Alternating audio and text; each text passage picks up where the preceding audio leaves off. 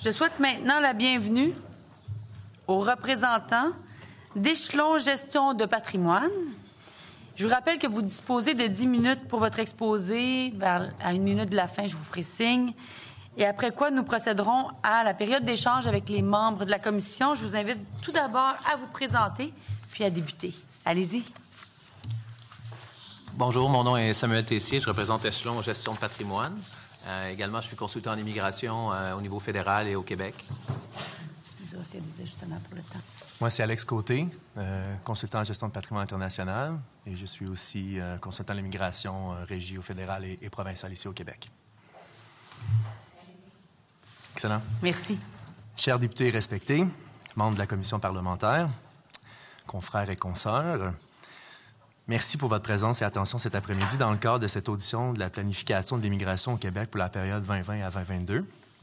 Aujourd'hui, nous sommes présents devant vous afin de promouvoir les mérites et accomplissements du programme des immigrants investisseurs du Québec. L'objectif de notre présentation aujourd'hui est d'encourager l'élimination du seuil de placement qui est présentement fixé à 800 par année, illustrer les retombées économiques du programme pour le gouvernement du Québec et les PME québécoises, et aussi inciter le gouvernement à poursuivre avec les périodes de réception de demandes de sélection permanente pour la période 2020 à 2022 pour le programme investisseur. Nous représentons l'intermédiaire financier partenaire en gestion de patrimoine Échelon. Échelon agit à titre de courtier en placement à des bureaux de Vancouver jusqu'à Montréal, donc c'est un 10 bureaux total. Et nous avons présentement 5,8 milliards de dollars d'actifs sous gestion. Nous sommes nouvellement sur la liste des courtiers et des sociétés fiduciaires autorisées depuis 2016. Et d'ailleurs, Échelon s'est conformé à l'article 39 et l'article 117 selon le règlement de l'immigration au Québec. Ceci veut donc dire que nous avons maintenant une société régie aussi par l'OCSCVM en vigueur sur le sol du Québec, avec des membres du comité exécutif au Québec. Pour votre information aussi, moi-même et Samuel, comme on l'a mentionné, nous sommes aussi des consultants en immigration agréés au niveau fédéral et à la province. Donc, nous avons la chance de nous entretenir beaucoup avec les candidats investisseurs.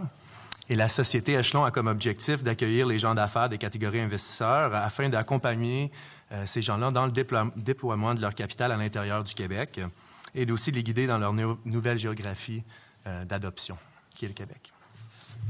Alors, historiquement, le programme investisseur a permis au Québec d'être un pionnier, un modèle en termes d'immigration d'affaires. Ce programme est extrêmement porteur pour l'économie québécoise pour différentes raisons que nous allons élaborer là, pendant l'exposé. Alors, notamment, en fait, on va commencer avec les bénéfices économiques liés aux PME au Québec.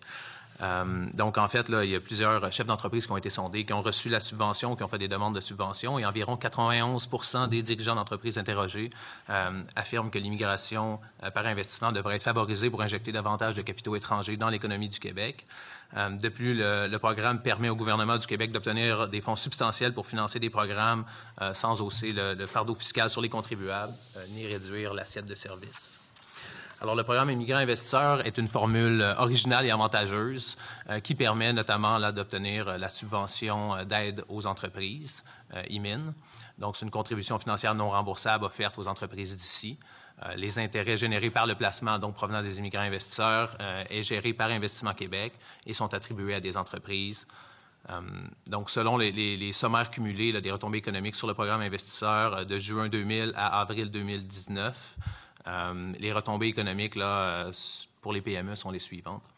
Donc, en fait, plus de 6 000 dossiers ont été présentés et autorisés pour une contribution financière non remboursable. C'est un total de 13 milliards de projets qui ont été présentés à Investissement Québec dans le cadre de la subvention INMIN. Et en fait, là, les retombées sont plus de 900 millions de montants d'aide autorisés par Investissement Québec sous forme de subventions qui ont été autorisées aux entreprises pour la croissance ou des projets d'expansion et principalement donc en région. Donc, la plupart des entreprises peuvent bénéficier de ce produit, qu'ils soient dans n'importe quelle phase de leur développement. Le programme d'aide aux entreprises donc ont permis de créer ou de conserver plus de 43 000 emplois selon la déclaration des entreprises et dans toutes les régions du Québec. Puisque nous sommes un intermédiaire financier accrédité par Investissement Québec, nous octroyons les recommandations vers les PME du Québec. Les seuils de placement imposés par le gouvernement nous inquiètent sérieusement. Puisque les décisions du ministère de l'Immigration sortent au compte-gouttes au niveau du traitement des dossiers d'investisseurs. étant donné les seuils de placement en place. Nous parlons d'environ 57 % de baisse par rapport à l'année précédente et une augmentation des temps d'attente là, qui est pratiquement le double au niveau des traitements des certificats de sélection. Nous croyons donc que l'impact qu'il y aura sur le programme est un ralentissement des subventions octroyées à des projets porteurs au Québec et donc les volumes que nous recevons de demandes pour ces subventions sont extrêmement élevés par rapport aux subventions disponibles. En premier temps, le ministre des Finances et le gouvernement du Québec a comme objectif d'emprunter au plus bas coût possible sa dette à long terme. Donc, le bénéfice pour le gouvernement est aujourd'hui de pouvoir emprunter des sommes environ 1 milliard par année à un taux de 0 %, qui représente environ là, entre 5 et 6 % de la dette annuelle du Québec. Donc, cette dette, en fait, là, depuis le début du programme en 2000, sous la forme actuelle, a permis de lever un peu plus de 14 milliards de dettes à 0 % et donc qui ont toujours représenté là, 5 à 6 % de la dette à long terme du Québec. Alors, le gouvernement épargne plusieurs dizaines de millions de dollars en paiement d'intérêts à chaque année par la diversification de la dette via le programme investisseur. Également, en fait, il y a des frais exigibles qui sont générés par le programme. Donc, aujourd'hui, un investisseur paie 15 496 $ pour le traitement de son dossier. Et donc, évidemment, ce montant-là est récupéré 1 900 fois à chaque année. Également, il y a un programme d'aide à l'intégration des nouveaux immigrants qui s'appelle le programme PRIM, qui est en forte partie là, financé par le programme investisseur, qui permet l'insertion et le soutien là, à l'insertion des nouveaux arrivants dans d'autres programmes. D'ailleurs, il y a une étude qui a été faite par l'Institut du Québec, un organisme de réflexion qui réunit HEC Montréal, le Conference Board du Canada, qui a rendu public il y a quelques semaines une étude par rapport au seuil d'immigration nommée « Analyse des instances démographiques et économiques ». L'étude qui avait comme objectif d'établir des seuils d'immigration optimales pour le Québec. Il va sans dire qu'une augmentation du nombre d'immigrants accroît le PIB de la province. Mais l'étude établit que le montant optimal, là, en fait, n'est pas clair pour une nation. Alors, l'Institut du Québec estime qu'il n'existe pas de seuil optimal de l'immigration. Les résultats de l'analyse, surtout ceux au niveau du PIB par habitant, indiquent que le nombre actuel de nouveaux immigrants qui devraient être admis à chaque année devrait être établi en fonction de notre capacité à les intégrer sur le marché du travail. La recommandation qui en découle donc du rapport est d'un accroissement des seuils d'immigration. Toutefois, cette intégration devrait être tenue en compte. Donc, dans ce contexte, nous recommandons aujourd'hui de ne pas imposer de seuil d'immigration sur le nombre de placements effectués par les immigrants investisseurs et ainsi utiliser un maximum de fonds générés par ce programme pour assurer notamment l'intégration en emploi des nouveaux arrivants dans la société et également la francisation des personnes qui arrivent sur le territoire du Québec. Tel qu'indiqué dans cette analyse, le nombre optimal de nouveaux immigrants que devrait accueillir le Québec annuellement devrait être établi selon notre capacité, notre volonté à les intégrer sur le marché du travail. Et donc, les fonds générés par le programme PRIM, par le biais du programme investisseur, sont une source importante de financement aux différents programmes d'intégration qui devraient donc être arrimés afin d'optimiser notre système d'immigration et éviter de faire payer la facture d'intégration aux contribuables québécois. Donc, comme j'ai mentionné tout à l'heure, le but de nos représentations n'était pas seulement d'illustrer les bénéfices économiques pour le Québec, mais aussi de sensibiliser le gouvernement et encourager de poursuivre pour les périodes de réception de demandes entre 2020 et 2022.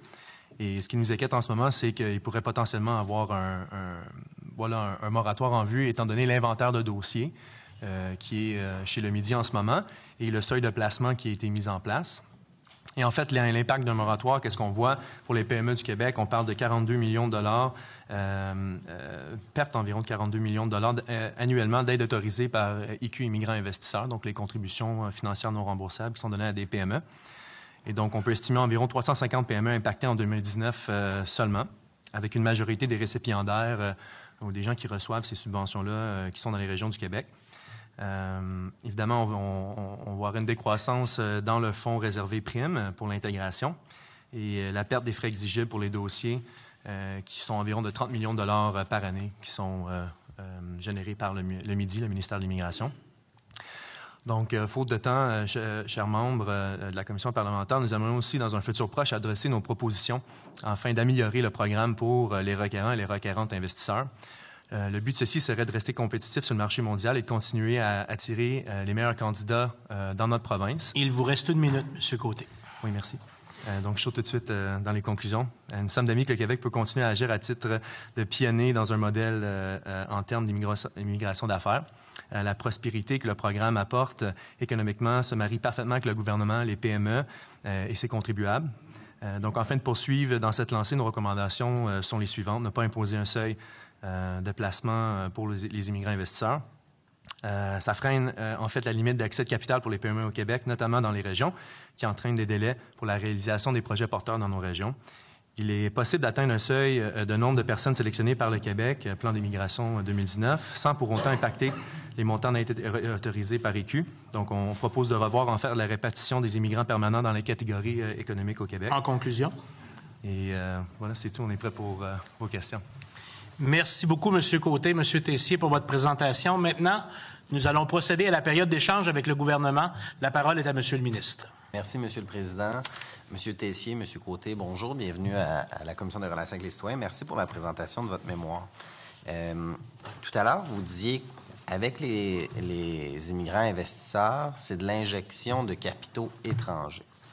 On a vu tout à l'heure avec le groupe qui vous a précédé que, dans le fond, la majorité du 1,2 million qui est demandé, ou préalablement le 800 000 $ qui était demandé pour le programme d'immigrants investisseurs, en fait, c'est un flux monétaire qui est généré par des institutions financières canadiennes ou québécoises. Donc, il n'y a pas d'argent qui vient de l'étranger, principalement. C'est principalement un 300 000, un 350 000 qui est donné aux intermédiaires financiers. Et là, on se finance auprès des institutions financières québécoises. C'est bien ça? OK. Quand vous dites à ce moment-là qu'il y a des investissements étrangers, c'est pas vraiment le cas. Donc, en fait, je répondrai à votre position de la façon suivante. Là. Il y a deux façons de voir la chose. En fait, on attire des familles fortunées, des acteurs économiques dans leur pays qui vont, dans un premier temps, faire leur injection, soit en déposant le 1,2 million en capitaux propres. Donc, certains le font.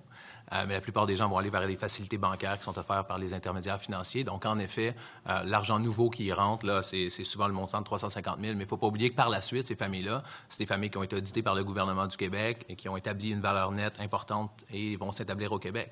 Donc, du coup, l'impact économique va se faire aussi là, par la suite de leur établissement au Québec dans le cadre de leur installation familiale là, dans la province.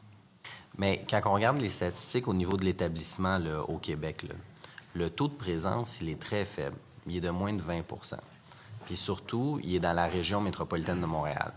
Lorsqu'on prend Montréal, c'est à peu près 93 % des immigrants investisseurs qui est à Montréal. Si on rajoute Laval et la Montérégie, on arrive à 97 %. Alors, ça reste concentré à Montréal, c'est pas en région. Là. En effet, les subventions sont déployées à la hauteur de 88 % en région. Cependant, les investisseurs eux-mêmes tendent à s'établir dans les capitales, en effet. Revenons là, sur les subventions. J'aimerais ça voir votre vision parce que, dans le fond, les intermédiaires financiers, eux, principalement, ils vont démarcher à l'étranger avec les contingents pour que les immigrants investisseurs appliquent sur le programme, font leur démarche avec les facilités bancaires, comme vous le dites, chargent un coût, j'imagine, fixe aux immigrants investisseurs, font un forfait complet, j'imagine. Vous déboursez X milliers de dollars. Tantôt, on parlait de 300 000 $. Et par la suite, l'intermédiaire financier, en lien avec l'immigrant investisseur, sa relation s'arrête là. Au niveau du programme d'aide pour les entreprises, comment vous expliquez que ce soit les intermédiaires financiers qui décident où va l'argent et quels dossiers sont choisis? Moi, je peux renchérir sur ça. Là. En fait, au niveau de la sélection ou de la décision qui est d'octroyer ou non la subvention, c'est fait par Investissement Québec. Donc, à titre d'intermédiaire financier, ce qu'on va faire, c'est une recommandation. Donc, on voit un certain nombre d'entreprises qui sont soit des clients des différentes firmes de courtage ou des différentes banques et qui ont des besoins de capitaux, qui ont des financements qui se vont mettre en place, des projets qui vont être lancés. Et donc, ces gens-là peuvent être admissibles. Et donc, l'intermédiaire financier va recommander là, à Investissement Québec l'octroi de la subvention. Et ensuite, la décision va venir d'Investissement Québec si le projet est porteur dans un des créneaux des industries ciblées là, par Investissement Québec. OK. Mais comment un intermédiaire financier voit le dossier? Exemple, là, supposons, moi, j'ai une entreprise là, à Belleuil dans mon comté. Puis je vais voir mon prêteur, là, XY. Comment est-ce que je suis mis en relation avec l'intermédiaire financier? Parce que, exemple, vous, là, chez Échelon, là, c'est pas vous qui... vous n'êtes pas une banque. C'est pas vous qui avez 1,2 million par immigrant investisseur qui le prête à Investissement Québec. J'imagine, là. Je ne veux pas vous présumer, là, mais j'imagine que vous faites affaire avec une institution financière, une banque à charte ou des assureurs tout à l'heure. Donc, comment est-ce que le dossier d'un investissement vient à l'intermédiaire financier? Bien, il vient de différentes sources. A priori, il peut venir d'une banque. Donc, souvent, en fait, les gens sont mis à l'affût de cette subvention-là, de la disponibilité des subventions par la banque avec laquelle ils travaillent, dans un premier temps, ou encore par le biais de la BDC, Investissement Québec, ou d'autres bras financiers là, qui vont les financer ou les encadrer dans le cadre de leur démarche. Donc, souvent, ça vient par des apporteurs d'affaires. Ou sinon, c'est des clients existants chez Echelon déjà qui se font gérer leur argent chez nous. Donc, il y a une sorte de tutelle de la part de l'investisseur, de l'intermédiaire financier sur l'argent qui est amené, sur les subventions disponibles en fonction du choix de l'intermédiaire financier de financer telle demande, tel projet ou tel autre projet. Dans le fond, Investissement Québec, ultimement, c'est lui qui décide, sauf que l'intermédiaire financier a son mot à dire dans la démarche de subvention qui est non remboursable. Comparer les dossiers, mais on a beaucoup plus de dossiers que de subventions en ce moment, donc on n'est pas capable, en fait, de combler toutes les demandes qu'on a. Voilà. Tout le monde veut accéder aux subventions rattachées à ce programme-là. Les gens qui sont admissibles, bien sûr. OK. Mais au niveau de l'expertise, dans les intermédiaires financiers, comment est-ce que les intermédiaires financiers font pour savoir que ce dossier-là mériterait davantage la subvention qu'une autre entreprise qui demande un prêt? Il y a certains paramètres, en fait, qui sont mis en place par Investissement Québec, et comme, par exemple, l'exportation de produits au Québec vers l'international. Et donc, quand on voit des dossiers, par exemple, qui vont répondre à ces paramètres-là de façon très crédible, bien évidemment, c'est des dossiers qu'on va favoriser, qu'on sait qu'ils ont un haut niveau d'acceptation là, chez Investissement Québec. OK. Et quand vous dites, là, on a énormément de dossiers par rapport au nombre de subventions, vous diriez, c'est quoi votre proportion? Mais comme je vous dis, Echelon sont fraîchement sur la liste depuis 2016, donc on n'est pas la financière Banque nationale là, qui a plus de 35 ans d'expérience là, dans le programme. Mais qu'est-ce que je peux dire, c'est qu'en ce moment, c'est presque du 10 pour 1. On se fait écrire 10 demandes par mois et on est capable de décaisser peut-être un dossier. Et en fait, quand on le décaisse, c'est parce que ça faut que ce soit des plus petits montants, parce qu'on a des paramètres, on peut seulement financer entre 40 000 et 250 000. Donc, en ce moment, voilà, c'est la réalité qu'on travaille avec. Vu en fait, la réalité du temps de traitement des investisseurs actuellement, avec le seuil notamment, là, le seuil de placement qui a été mis en place, recevoir 250 000 de subventions pour un intermédiaire financier, ça peut être une année d'attente. Alors, du coup, comme Alex le disait, en fait, on va les décaisser à mesure qu'ils rentrent. Donc, les plus petits projets vont être priorisés pour pas attendre, en fait, une année pour décaisser une subvention de 250 000. On préfère décaisser à chaque trimestre des subventions de 50 000. En fait, le projet doit être en vigueur, donc c'est important. Si le projet n'est pas en vigueur, mais il n'est plus admissible, en fait. OK. Est-ce que certains intermédiaires financiers qui ont plus de dossiers qui sont acceptés que d'autres? C'est une excellente question. Au niveau des investisseurs? Oui. Oui, certainement. Qu'il y a des gens qui sont plus habilités à présenter des dossiers au midi pour avoir des meilleurs taux d'acceptation. Non, mais je veux dire par rapport aux subventions avec Investissement Québec. À votre connaissance? Pas à ma connaissance. OK. Je vous remercie. Je sais que j'ai des collègues qui veulent poser des questions, Mme la Présidente. Monsieur le député de Masquinongé, la parole est à vous. Bienvenue avec nous. Oui, merci, c'est gentil. Faire du pouce sur la question de mon collègue ministre.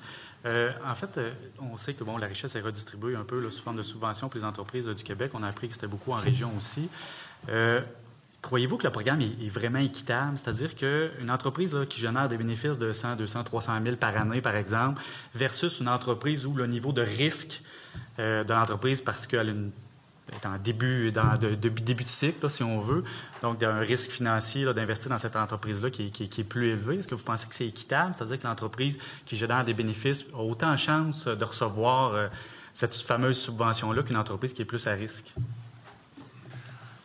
En fait, ce que je peux dire par rapport à ça, c'est qu'aujourd'hui, une subvention peut aller jusqu'à 15 % d'un projet en démarrage. Donc, en fait, Investissement Québec a mis ce paramètre-là pour favoriser les entreprises en démarrage pour qu'il y ait des plus grands montants de subventions là, pour les aider à lancer leur projet. Mais en effet, la profitabilité, ce n'est pas un critère aujourd'hui qui est regardé lors de l'octroi de subvention. Donc, voilà. Ça ne devient pas un peu, je vous pose la question en même temps, là, une façon, là, en développement des affaires, d'attirer des très, très gros dossiers pour les différentes institutions financières? De laisser planer une certaine subvention de 200, 250 000, peu importe le niveau d'investissement que l'entreprise veut faire. Là. A priori, ça pourrait être le cas. Est-ce que ces projets-là sont plus porteurs pour l'économie du Québec que plusieurs petits projets? Je peux pas en mesure de l'établir là, aujourd'hui. Qu'il y aurait des solutions pour un peu amener une certaine équité à travers l'ensemble des entreprises du Québec, c'est-à-dire qu'une entreprise, une très petite entreprise, une TPE, une moyenne ou une grande entreprise aurait, selon toute proportion gardée, là, autant de chances une que l'autre d'avoir accès à ces subventions-là. Mais je pense que les intermédiaires financiers sont guidés par les paramètres mis en place par Investissement Québec. Donc, d'une certaine mesure, si les paramètres seraient mis en place dans ce sens, ça favoriserait, en effet, l'octroi de subventions à des plus petites entreprises en démarrage ou dans des secteurs plus risqués là, de l'économie québécoise. Merci. Dans un autre ordre d'idée, on comprend bien votre mission, là, quand même. On comprend bien aussi que la baisse du seuil a un impact sur vos revenus, naturellement. Moi, c'est un autre aspect qui me préoccupe, c'est-à-dire comment on fait maintenant pour garder les immigrants investisseurs ici au Québec. Est-ce que vous avez des solutions à nous proposer à ce niveau-là? Bien sûr, on sait que la rétention, je pense qu'il y a un peu de travail qui a été fait par rapport à la rétention des immigrants investisseurs. Je pense qu'il y a encore plus de travail qu'on pourrait faire. On a toutes sortes de recommandations qu'on serait prêt à partager avec le comité s'ils veulent les lire. Mais voilà, d'inciter les gens à faire d'autres investissements directement dans la région du Québec en faveur de fast-track ou de traiter plus rapidement leurs dossiers, d'inciter les gens à investir dans des biens fonciers ou l'immobilier ici directement. Évidemment, c'est des choses qui vont concrétiser leur rétention si les gens achètent des maisons ou investissent dans des business via des placements privés. Il y a toutes sortes de recommandations qu'on pourrait faire qui augmenteraient en fait le taux de rétention des immigrants investisseurs. Et aussi, on est en faveur aussi avec les visas temporaires là, qui avaient été proposés en fait tout à l'heure. On le voit en ce moment, les délais de traitement sont excessivement longs. Et donc, il faut donner la chance aux gens de venir découvrir c'est quoi le Québec et c'est quoi les différentes villes au Québec et leur donner une chance de venir s'établir directement dans la province. Ça va. Merci.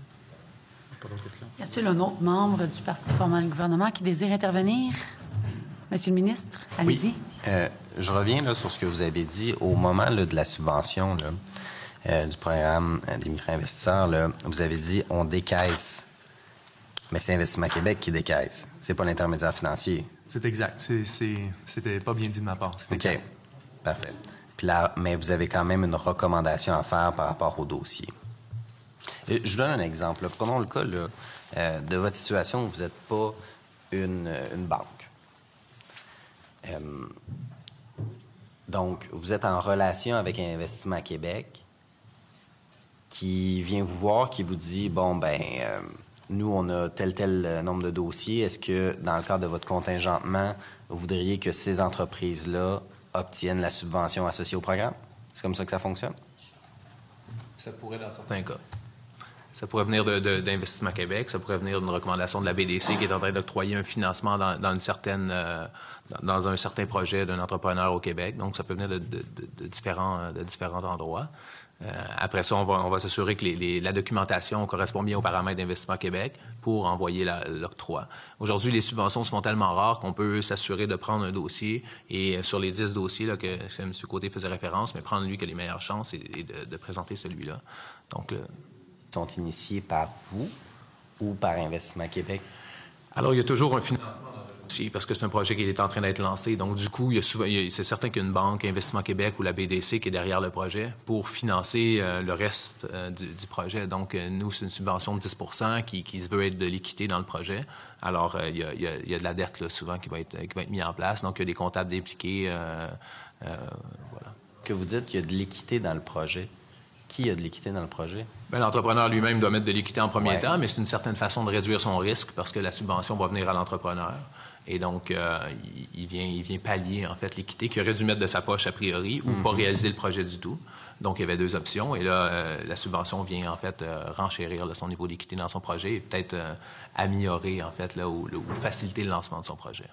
Mais ça veut dire que les institutions financières qui ont accès par le biais des intermédiaires financiers à cette subvention-là, dans le cadre d'un montage financier d'un prêt, ils vont avoir une possibilité supplémentaire de réussir à concrétiser l'entente, de venir faire le financement dans X institutions financières parce qu'ils ont accès à la subvention versus une autre institution financière qui, elle, ne participe pas ou qui n'est pas affiliée avec un intermédiaire financier, qui, elle, ne pourra pas offrir cette bonification-là au niveau de la subvention non remboursable. C'est un peu ça, là, la réalité des choses. Exact, de dire ça, que si une entreprise pourrait prendre un prêt plus risqué qu'il n'aurait pas fait normalement, mais qu'avec la subvention, on serait en mesure d'octroyer ce crédit-là. Ça serait juste de le dire. Et c'est justement un des avantages des intermédiaires financiers qui ont un siège au Québec, de pouvoir bénéficier de ces subventions-là pour leurs clients et leur donner un avantage concurrentiel versus d'autres intermédiaires financiers qui ne seraient pas basés au Québec. Merci. Ça termine le bloc d'échange avec le parti formant le gouvernement. On est maintenant rendu au bloc d'échange avec l'opposition officielle. Monsieur le député Denis Ligan, vous désirez prendre la parole? Oui. Allez-y. Merci, Madame la Présidente. Merci pour votre présentation. Première question, c'est toujours par rapport au montage financier.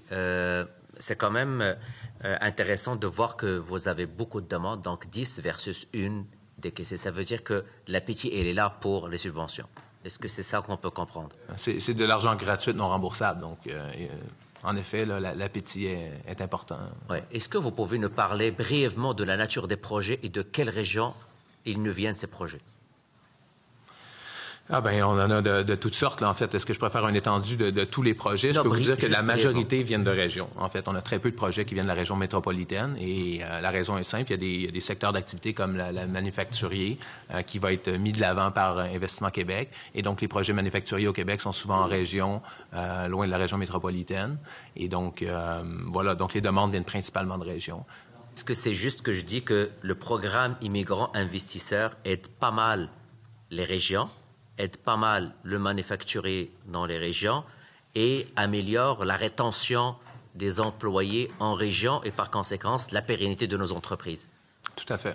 Okay. Merci. Deuxième point, c'est par rapport, je vais vous reposer la même question, parce qu'on est là justement pour comprendre aussi vos pratiques. La même question que j'ai posée à vos collègues ou vos concurrents, vous pouvez l'utiliser comme vous voulez, les pratiques d'éthique. Vous opérez dans pas mal de pays comment vous assurez d'avoir des standards de qualité au sein de votre organisation? Et c'est quoi ces standards de qualité, s'il vous plaît? Bien sûr. En fait, comme mentionné tout à l'heure, on est régi par l'OCRCVM. Donc, en fait, tout ce qui est attrait au blanchiment d'argent ou l'activité terroriste ou autre, on a des standards très élevés. Donc, comment qu'on assure de la qualité? Mais en premier temps, on est un plus petit joueur sur la liste. Donc, on n'a pas un contingent aussi grand que des grandes institutions financières. Donc, je pourrais dire qu'on prend le temps de rencontrer chacun des candidats qu'on va leur donner un contingent. Et étant donné aussi qu'on est consultant en immigration accrédité au Québec, dans certains cas, on peut représenter ces clients-là s'ils n'ont pas personne pour les représenter. Et je pourrais dire qu'on fait la jury comptabilité complète du candidat investisseur et on passe par tous les documents qu'on est capable de collecter. Et ça, c'est pour les contingents. Bien sûr, on opère aussi dans des marchés où les candidats parlent français d'un niveau intermédiaire B2. Et donc, on a certains candidats, en fait, du Maghreb ou de l'Afrique de l'Ouest et on va se déplacer directement avec des agents qui vont être sur place et on s'assure de tout être en place. Donc, on fait la jury comptabilité complète des revenus de ces gens-là, leurs avoirs et autres. Oui. Même question encore, si demain, je vous dis que le gouvernement veut changer la mission de ce programme, immigrants investisseurs, en regardant genre de le faire à l'interne. Donc, je pense toujours à Investissement Québec parce qu'il est sur la table d'Investissement Québec. Donc, du coup, Investissement Québec, avec l'appétit qu'ils ont au niveau de l'international, voit une opportunité monétaire. Il y a de l'argent à aller chercher. Surtout gratuitement parce qu'on peut faire ce qu'on veut avec les intérêts générés par ce programme. Et je vous dis, demain, le gouvernement va appuyer cette initiative de ramener et rapatrier ce programme à l'interne à Investissement Québec. Ça serait quoi votre réaction? En fait, moi, je serais surpris de voir le fonctionnement parce que ça demande beaucoup de promotion. Là, moi et Alex, on est relativement jeunes, mais ça fait 7 ans qu'on voyage aux 4 coins du monde pour rencontrer des investisseurs. Et dans ce contexte-là, en fait, les investisseurs sont pas en mesure de présenter ou mettre un dossier en place seuls. Alors, il doit y avoir une représentation légale par un avocat ou un consultant d'immigration qui va les aider à mettre en place leur dossier. Et il y a toute une promotion du programme qui est derrière ça. Donc, aujourd'hui, les intermédiaires financiers agissent comme promoteurs, si on peut dire, du projet. Ou vont promouvoir le programme auprès d'intervenants légaux, que ce soit des avocats ou des consultants d'immigration aux 4 coins du monde. Et cette promotion-là, en fait, je pense qu'elle est véhiculée, coûte cher, demande des gens compétents là, pour faire les représentations, les conférences dans des hôtels aux 4 coins du monde. Et cette portion-là, en fait, là, qui revient aux intermédiaires financiers aujourd'hui, je pense que ce serait difficile la faire d'une façon aussi vigoureuse, disons, là, avec des employés d'État. Dernière question, parce que je sais que ma collègue a une autre question. Est-ce que les entreprises à qui vous octroyez une subvention sont au courant de la provenance de la subvention? Bien sûr. Oui, en fait, on le promouvoit et on leur dit exactement la source des fonds, comment que ça fonctionne. Et voilà, à chaque fois, les gens trouvent que c'est un excellent programme. Il y a beaucoup de gens qui ne savent pas que ça existe ici au Québec. Et les gens sont très reconnaissants et on commence à collecter, en fait, le plus qu'on peut des témoignages, en fait, des PME qui en ont bénéficié et comment ils sont contents de ce programme-là. Donc, nos PME en région savent que l'argent vient de l'étranger, d'un investisseur étranger qui a cru dans l'économie québécoise et qui a placé 1,2, ça va être 1,2, qui a placé 800 000 dans l'économie québécoise. Oui, je prends le temps de leur dire exactement la provenance et comment que ça fonctionne. Oui, merci. Je t'en prie. Très bien, Madame la députée de Bourassa-Sauvé. Dites-moi, Madame la Présidente, 4 minutes 30. Merci. Messieurs, bonjour. Ceux qui étaient là avant vous nous disaient que la compétition pour justement avoir ces investisseurs-là chez nous était féroce. Vous nous le confirmez? C'est difficile d'aller recruter des gens à l'étranger? On parle de gens, si on dit quelqu'un de aisé, quelqu'un de fortuné, qui a des avoirs en excédent d'1 million de dollars américains, disons, on peut se dire qu'il y a un mouvement ou un flux de gens, environ 50 000 familles ont changé de juridiction, ont changé de géographie d'adoption l'année passée. Et tout le monde, tous les pays ou dans certains cas les provinces se battent en fait pour accueillir ces gens-là chez eux. Et pourquoi on choisit le Québec? Bon, je pourrais vous donner les motivations, ça me ferait grand plaisir. En premier temps, on pourrait dire la sécurité. En fait, dans certains cas, les candidats vivent dans des géographies d'adoption un peu instables. Donc, les gens recherchent à mettre ça dans le passé et déménager une place où c'est plus une inquiétude au quotidien. En deuxième temps, il y a l'éducation. L'éducation ici au Québec est très attrayante pour différentes raisons. Et donc, ils veulent épanouir leurs enfants directement ici au Québec. Et on pourrait dire, dans certains cas, c'est des possibilités commerciales ou des motivations qui sont plus entrepreneuriales. Donc, les gens choisissent le programme investisseur comme investissement passif parce qu'ils ne veulent pas les contraintes d'un programme d'investissement actif comme le programme Entrepreneur Québec. Mais pourraient décider de faire une aventure entrepreneuriale en palliant le programme investisseur. Par exemple, pour aller en Ontario, en Colombie-Britannique, pourquoi ils choisissent le Québec? Parce que la sécurité, ils l'ont là-bas aussi, les bonnes écoles et tout ça. Pourquoi le Québec? Je pourrais dire que je pense que c'est plus pluraliste, dépendamment d'autres provinces. Il y a les gens qui sont attraits par le côté plus européen, le fil européen du Québec. Il y a des gens qui aiment la proximité, en fait, de New York et de d'autres Chicago, de d'autres villes qui pourraient avoir des opportunités commerciales avec. Donc, des fois, c'est question de géographie. Je me demandais, je regardais, vous dites, nous avons assuré le service de plus de 100 familles fortunées venant d'Algérie, Arabie Saoudite, Bangladesh, Iran, Maroc, Sénégal, entre autres, beaucoup de Chinois, mais beaucoup d'Africains, en tout cas francophones, des gens d'Arabie Saoudite.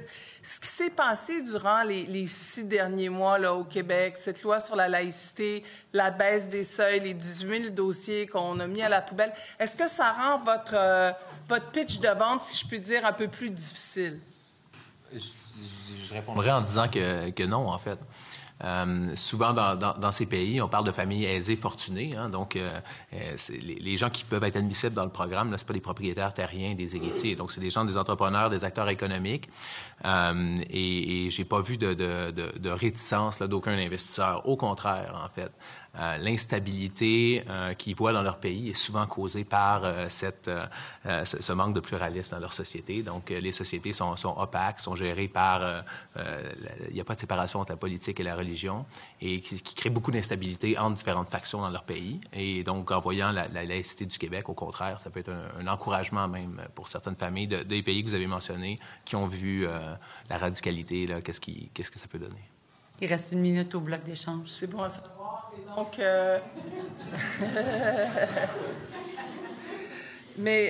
Et donc, évidemment, le facteur, le fait que ce soit francophone, j'imagine que ça joue une différence aussi.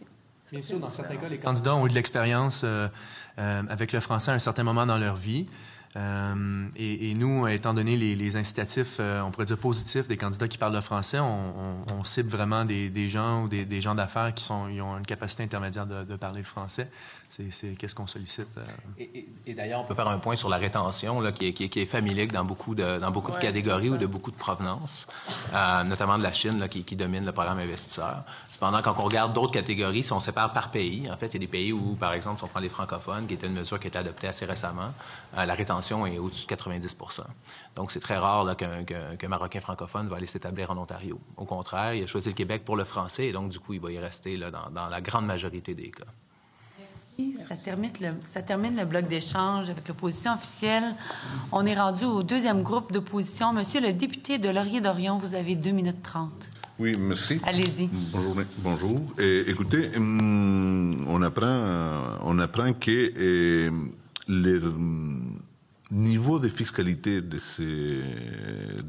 au travail de ces immigrés investisseurs est très faible.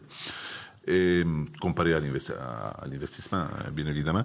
Est-ce que vous avez des évaluations qui nous disent c'est quoi l'apport fiscal de ces investisseurs au Québec? De données là-dessus, mais il faut prendre en considération que le programme investisseur, c'est un programme d'investissement passif dans lequel on donne le luxe, si on veut, là, aux gens de faire un investissement passif avec Investissement Québec et ne pas leur mettre une immigration conditionnelle, en fait, à la mise en place d'une entreprise au Québec, par exemple, ou avoir un emploi au Canada ou au Québec. Donc, du coup, évidemment, c'est des gens qui ont pas d'obligation commerciale avec le Canada, ce qui rend la statistique là, très faible au niveau de la fiscalité qui est payée au Canada suivant leur établissement. OK. Dites-moi, là, on sait que près du tiers des revenus de déplacement du programme vont dans les institutions, les intermédiaires, etc. Là. Ce qui est quand même beaucoup, là, un tiers. Est-ce que vous pensez que cela fragilise ces programmes-là aux yeux des décideurs politiques, de l'opinion publique, etc.? Certainement que la position pourrait être divisée maintenant, de voir le coût de monter des dossiers investisseurs aujourd'hui, de se rendre sur ces investisseurs, d'aller une fois, des fois 2 fois les rencontrer pour s'assurer d'avoir un bon dossier auprès du ministère. Les chiffres tantôt que nos confrères là, avançaient, en effet, là, il y a environ 100 000 sur un dossier qui est disponible, mais à ça s'attachent des dépenses, évidemment, pour faire justement le contrôle, le due diligence, la mise en place d'un dossier conforme, adresser les différentes préoccupations du ministère quand vient le temps de traiter les investisseurs. Tout ça prend du temps et prend de l'argent en termes de déplacement, des hôtels, etc. Donc, mettre un dossier en place, ça a un coût qui peut aller jusqu'à 50 % de cette marge-là. Là. Conclusion. Et donc, voilà. C'est seulement l'opération. Là, on parle tout de ce qui est prospection, promouvoir le programme, se déplacer dans différentes juridictions. Et donc, il y a plusieurs frais engendrés dans ces voyages-là, si on veut. Merci beaucoup. Ça termine le bloc d'échange. Madame la députée de Gaspé, 2 minutes 30. Allez-y. Top chrono. Merci. Bonjour, messieurs. Merci de votre présence. J'aimerais qu'on revienne à la base parce que vous avez dit que vous étiez consultant en immigration. Alors, j'aimerais qu'on en profite pour connaître votre opinion sur ce que devrait être le seuil d'immigration dans un monde idéal dans cette présente planification. Ça me fait plaisir d'y répondre. En fait, Il y a deux grands pans d'or qu'on voit là, en fait, entre l'intégration des travailleurs qualifiés et le programme PRIME. Donc, il y a un arrimage, là, selon nous, à y avoir entre les fonds qui sont reçus d'investisseurs au niveau du programme d'investissement passif, qui est le programme Immigrants Investisseurs, qui vont vers le programme PRIME, vers une relocalisation là, en fait, des fonds vers l'intégration des travailleurs qualifiés. Alors, les seuils devraient être établis, en fait, là, entre une répartition entre ces deux programmes et, en fait, le mariage entre les deux, en fait, c'est ce qui rend l'immigration optimale, en fait. Donc, les fonds de un qui sont très rentables vont aller financer l'intégration des nouveaux arrivants de l'autre côté ou qui ont besoin de beaucoup plus de fonds pour être intégrés versus quelques investisseurs là, que leur intégration est beaucoup plus facile. Alors, voilà. Donc, le mariage entre les deux, là, ça vient d'une répartition entre ces deux programmes. Donc, c'est pour ça que vous priorisez dans vos recommandations plutôt d'y aller avec une différente répartition de l'immigration ou des catégories d'immigrants et donc de ne pas y aller avec une hausse des seuils nécessairement, mais plutôt dans la répartition. Mais dans ce cas-ci, comment vous voyez la part de l'immigration économique dans le contexte de pénurie de main-d'œuvre au Québec? Quelle est votre opinion par rapport à ça? Eh bien, en fait, c'est clé. C'est probablement la seule solution. Donc, à cette base-là, les seuils, ce serait faux de dire qu'on pense que les seuils devraient être maintenus. Au contraire, les seuils devraient être augmentés, mais augmentés d'une façon proportionnelle entre ces deux programmes pour assurer l'intégration des nouveaux arrivants via le programme PRIME et également via les subventions là, qui sont déployées dans les PME. En fait, dans le passé, il n'y avait pas de seuil de placement pour les immigrants investisseurs. C'est de l'argent gratuit que les gens investissent, qui nous donnent gratuitement pour la dette du Québec, entre autres, et AIQ. Et donc, on ne pense pas qu'on va mettre de seuil sur ces fonds-là, en fait. Bien, donc, c'est ça pour vous. Tout ce qui est la demande de résidence, par exemple, ou de pouvoir s'établir, vous pensez que ça devrait être fait vraiment proportionnellement, malgré qu'on connaît le contexte actuel là, de la pénurie de main-d'œuvre. Ça conclut le bloc d'échange.